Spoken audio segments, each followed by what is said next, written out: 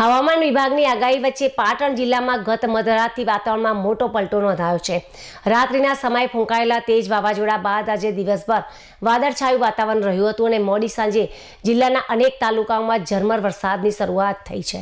ગત રાત્રિના સમયે અચાનક ફૂંકાયેલા તેજ પવન અને વાવાઝોડાને કારણે જનજીવન પ્રભાવિત થયું હતું। જો કે પવનને કારણે સવારથી જ દિવસભર વાતાવરણમાં ઠંડકનો અનુભવ થયો હતો। મોડી સાંજે પાટણ શહેર સહિત જિલ્લાના હારીજ, સમી, રાધનપુર અને સાંતલપુર તાલુકામાં પવન સાથે ઝરમર વરસાદ વરસવાનું શરૂ થયું હતું। આ કમોસમી વરસાદ અને વાવાઝોડાએ જગતના તાતની ચિંતામાં વધારો કર્યો છે।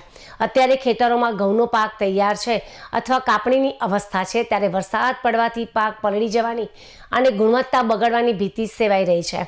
એકાએક આવેલા વાતાવરણના પલટાને કારણે ઊભા પાકને નુકસાન થવાની શક્યતાથી ખેડૂતો આર્થિક પાયમાલીનો ડર પણ અનુભવી રહ્યા છે। સમગ્ર જિલ્લામાં બદલાયેલા મિજાજને કારણે માવઠાની અસર વર્તાઈ રહી છે, જેની સીધી અસર ખાસ કરીને રવિ પાકો પર પડવાની શક્યતા છે।